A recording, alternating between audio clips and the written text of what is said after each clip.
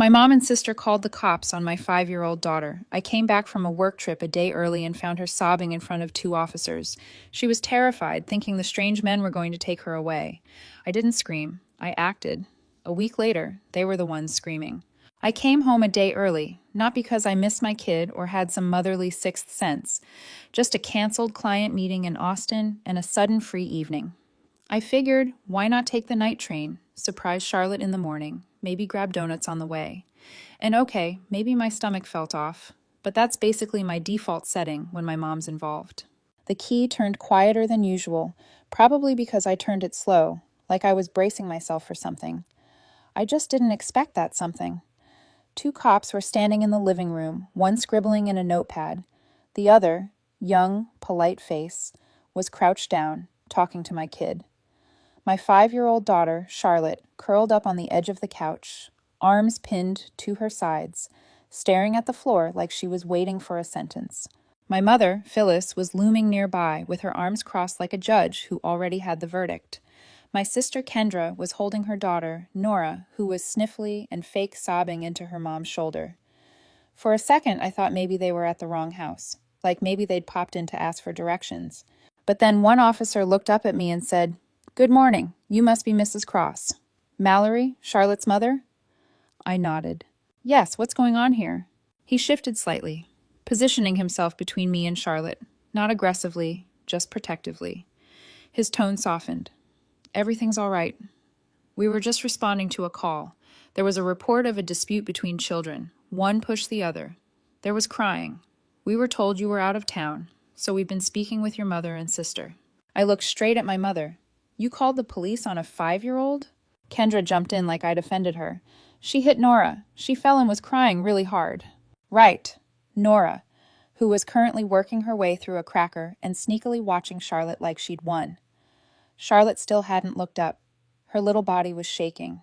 I walked over, sat beside her, and pulled her into a hug. "She didn't hit," my mom corrected coldly. "She pushed. We tried talking to her, but she got mouthy. We thought maybe a quick chat with the police would help her understand this behavior isn't okay." The other officer finally spoke, raised an eyebrow. "For a 5-year-old, ma'am, we don't typically conduct behavioral chats with kids who aren't even in kindergarten yet. We came because we were required to respond. But honestly, this kind of call isn't what emergency services are for." That's when Charlotte finally looked at me and started crying. Quiet, broken crying. Not loud or dramatic, just like something inside her gave up. I hugged her tighter. She wrapped her arms around my neck and held on like I was the only solid thing left. I rubbed her back and looked up at the officer. "So, there's nothing here that warrants further action," he said gently. "We've documented statements from everyone, no signs of harm. The child's shaken but calm now. We'd recommend handling situations like this privately in the future, especially," he turned to my mother, "without calling in law enforcement unnecessarily." "You're not opening a case?" Kendra asked, already defensive. "No, ma'am," he said firmly. "And let me be clear. If this kind of report happens again, it could be considered misuse of emergency services. We have real emergencies. Don't waste our time." Then he looked at Charlotte and, surprisingly, smiled. "You're okay, Charlotte. No one's taking you anywhere. You can go back to playing now, all right? Just remember, sometimes other kids want to play with the same toy, and that's okay, but pushing isn't how we solve it. It doesn't make you bad. You don't have to give up your toy if you don't want to. You just talk about it, okay?" She nodded into my shoulder. He smiled at me, then walked out with his partner. The door clicked shut and silence settled in. Well, except for Nora whining that she wanted to go to the park. Kendra was whispering something to her. Mom looked like she expected me to apologize. "You've lost your damn minds," I said, calling the police on a 5-year-old over a toy. "Not over a toy," Phyllis snapped. "Over aggression. You spoil her. She thinks she can do anything she wants. Kids like that become problems in school." "And grandmothers like you become stories therapists here for years," I shot back. "What kind of adult terrifies a child with cops?" "I didn't terrify her," my mom replied, arms folding tighter. "I just said if she didn't stop, there'd be consequences. That's not a threat. It's the truth." "You told her the police were going to take her away. You know she's scared of strangers." Phyllis shrugged. "Maybe now she'll think twice." I held Charlotte even closer. "Yeah, well, now you can think twice. You're never being alone with her again. Not you, not Kendra. That's done. Mallory, come on, we were just trying to help. You don't even realize what you did. She wasn't fighting over a toy, she was protecting herself, her boundaries, and you showed her that standing up for herself gets her treated like a criminal. Phyllis opened her mouth, but I raised my hand. No, that's it. We're done here. That night, back home, I was washing Charlotte's hair, helping her into pajamas, reading her a book about dragons, the usual routine, except I kept stumbling over the words because my brain wouldn't shut up. I pointed to the page. You know who my favorite is? The princess. Not the dragon, not the knight, the princess. Because she doesn't sit around waiting to be rescued. Charlotte was quiet. Then she said softly, Mom, Grandma said that if I told you, you'd get upset because you'd be ashamed of me. I exhaled, closed the book. Okay. First of all, pushing someone isn't okay, even if they try to take your toy. Her eyes dropped. But that doesn't make you a bad kid. And no, I'm not upset. And no, I'm definitely not ashamed of you. She looked at me. Really? Looked like she was trying to read my face for hidden disappointment. Really, I said. I'm always on your side. Always. And if you mess up, we talk about it. Just you and me. No strangers showing up. No lectures from Grandma. No guilt trips, no shame. Just us figuring it out. Deal? She nodded, nuzzled into my shoulder, and I just sat there in the dark, holding her, listening to her breathing, knowing that this time I got there in time, and knowing that from now on, I'm not stepping away, not even for a minute. When a child falls asleep after a meltdown, there's this strange in-between moment. Quiet on the outside, chaos on the inside.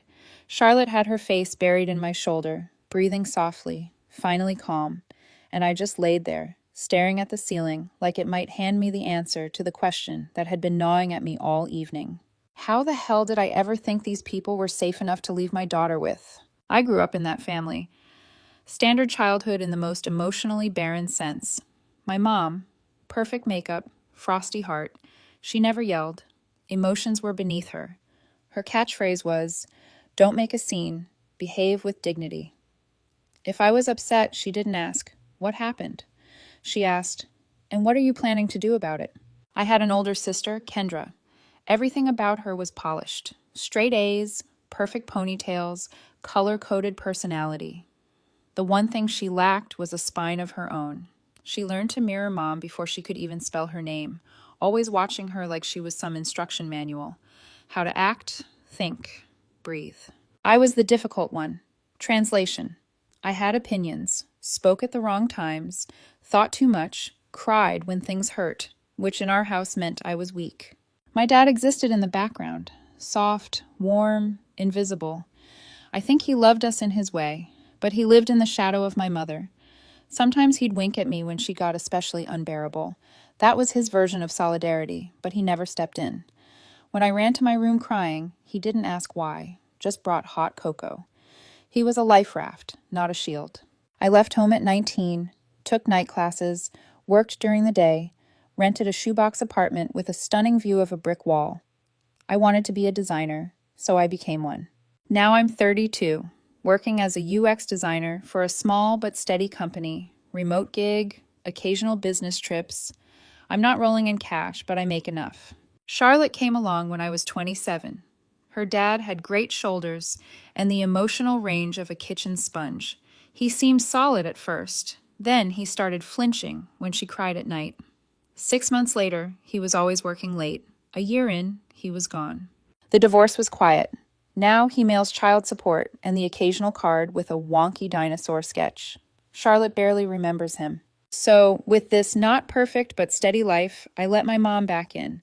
It started after Dad died. Suddenly, out of nowhere. Brain aneurysm. Just didn't come home from work. Charlotte was 3. At the funeral, Mom was a statue. No tears. Just said, "I guess it's all on me now." We hadn't really spoken in years. A few stiff holiday calls, the occasional birthday text, but after the funeral, she started reaching out, checking in. One day, she even showed up with a supermarket rotisserie chicken. Not homemade, but still a peace offering. I thought maybe she's changed. Maybe now, with Dad gone, she's trying to build something real. And I let myself believe it because grief changes people. Because she's still my mother. I started dropping by with Charlotte. Then started leaving her there for an hour or two when I had errands. It was quiet. Kendra lived nearby with her daughter Nora, age 4. They were often at Mom's. The girls played together, seemed fine. Kendra worked part-time as a teacher's aide at a private preschool, barely minimum wage, plus whatever side gigs she could scrape up after hours when she could find someone to watch Nora. She'd bought her car the last year she was still with Nora's dad. He split, moved out of state, hasn't paid a cent in child support since. The case is frozen. No way to collect if there's no trace of his income. So Kendra leaned on Mom, and Mom leaned on me. At first it was small stuff, insurance bills, fixing the water heater. Then it turned into a monthly ritual. Can you help with this? Kendra's struggling. She's got a child. You understand? Yep, me too. Still paid. I even started covering part of Kendra's car loan every month. Otherwise, it would have been repossessed by now. Unspoken deal. I'm the one with a steady income, so it's on me, because we're family. And for a while I told myself, maybe Charlotte would have it better. Maybe she'd grow up with what I never had. A warm family, silly Christmas cards, hugs that meant something. A cousin her age, a grandma who bakes cookies. I wanted that for her. I wanted her to feel like she belonged. But now I'm watching her sleep, and I get it. None of it was real. They never changed. They just played nice for a bit. My mom doesn't love Charlotte. Not really. She won't say it out loud, but you can see it in her eyes. That constant low-grade disapproval. Charlotte isn't a quiet little accessory. She's loud, bright, messy, fully alive. And my mother can't stand real. She wants polite, quiet, controllable, like Kendra, like Nora, who sits pretty on Grandma's lap with a bow in her hair, looking like she was manufactured in a box labeled Ideal Grandchild. Kendra knows the game. She plays it well. She knows who Mom loves more, and she leans into it. Nora's the new favorite. My daughter's the outsider. So when Nora shoves someone, it's a misunderstanding. But if Charlotte doesn't want to share her toy, red flag, because children must learn to share by age 3 per Grandma's handbook. I'm done pretending this is normal. I won't hand Charlotte over to their cold, judgmental little world again. They got used to me being the fixer, the one who helps, who pays, who smooths things over, and if something went wrong, I was the one to blame. Not anymore. I've picked a side, and I pick my daughter. The first 5 days were quiet, like eerily quiet. No texts, no calls, no passive-aggressive photos of Nora with captions like, "Just imagine how sweet it would be if the girls grew up together." Charlotte started sleeping through the night. I started breathing again. For a hot minute, I even believed I could live without that constant low-grade guilt lodged somewhere under my ribs. And then day 5 hit. I got the email in the morning. You have successfully canceled your recurring payment of $278 to Kendra Wallace's loan account. I closed my laptop and sighed. Here we go. Kendra was first. Hey, Mel, did you forget? The payment didn't go through today. Probably a glitch. No, Kendra, not a glitch. Just the end of your free trial of my generosity. I didn't reply. Silence is a valid response. 3 hours later, Mom chimed in. Mallory, I'm concerned. Are you okay? The utility transfer didn't come through. We're having another issue. The water heater's leaking again. I already called someone, but he sent a bill, and I don't have the funds yet. Maybe it's a card issue? Utilities? Uh-huh. I never paid the bills directly. Just sent her a set amount each month per her request for the utilities.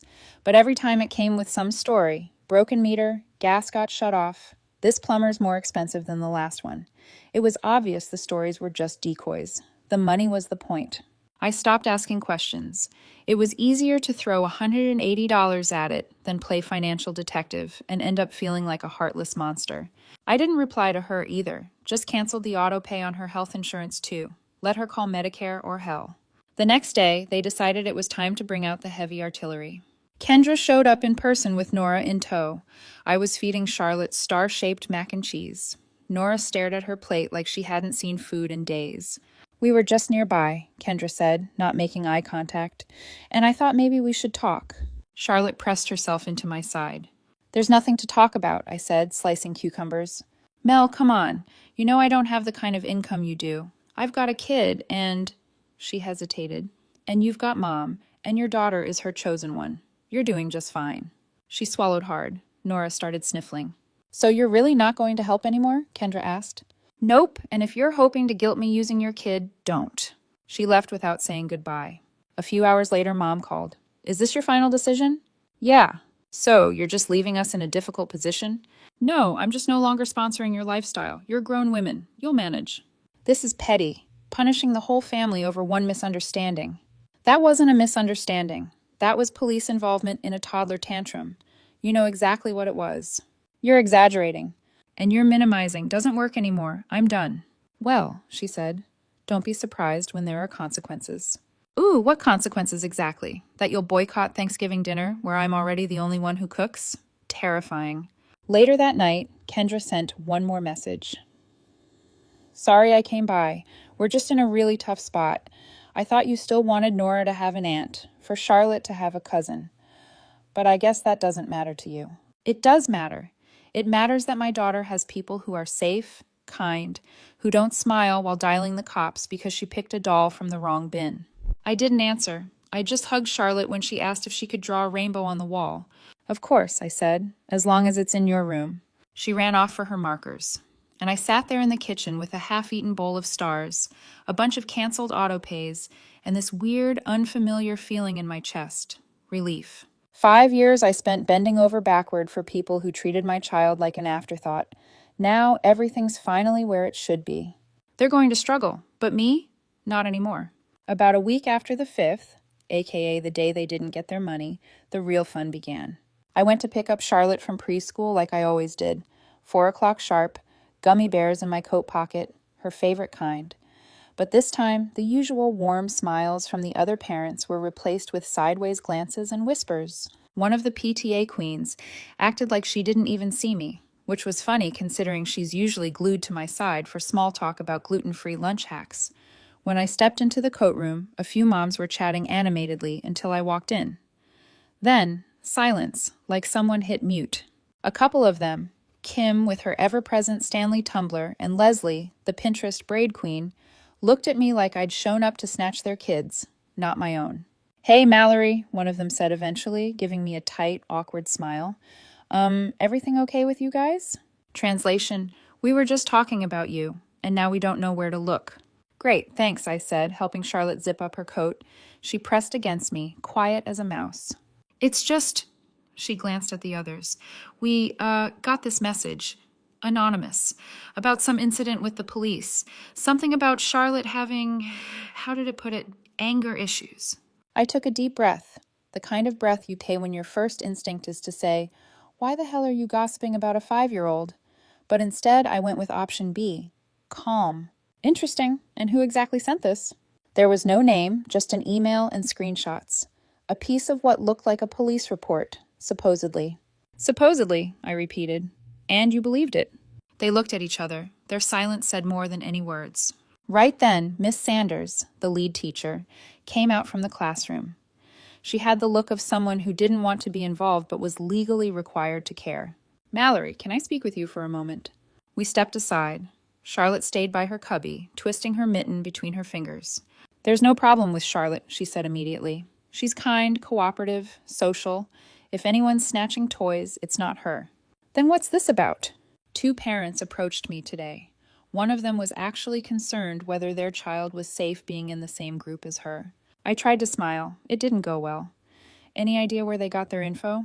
One of them showed me a screenshot, an email supposedly from a family member, said Charlotte had behavioral problems, that the police were already involved. I closed my eyes. Want to know where it really came from? Only if you feel like sharing, Miss Sanders said gently. I looked her straight in the eye. Charlotte had a spat with her 4-year-old cousin. Her grandma and aunt decided she needed a lesson, so they called the police on a 5-year-old because she didn't share a toy. Oh, and now I guess they're expanding their smear campaign to the general public, probably hoping I'll panic and start wiring them money again. Miss Sanders didn't say a word, just gave a long, slow nod. I walked back to Charlotte. The moms were still huddled nearby, waiting for the next episode. I sighed. In this neighborhood, rumors move faster than preschool RSV. Sometimes it's easier to just give them a headline. In case you're wondering, I said calmly, I've got a complicated relationship with my mother. She chose to handle things creatively. Charlotte's fine. The police are not on speed dial. Thanks for the concern. They all started nodding and smiling awkwardly, murmuring, oh, got it, and good to know. I smiled just enough to end the conversation and took Charlotte's hand. She squeezed my hand hard as we walked to the car. I wrapped my arm around her shoulders. It's okay, baby. Grown-ups love to talk, even when they don't know what they're talking about. That night, he texted, Hey, I just got a weird message about the police in Charlotte. What's going on? Of course, the great volcano of child support and occasional birthday cards had awoken.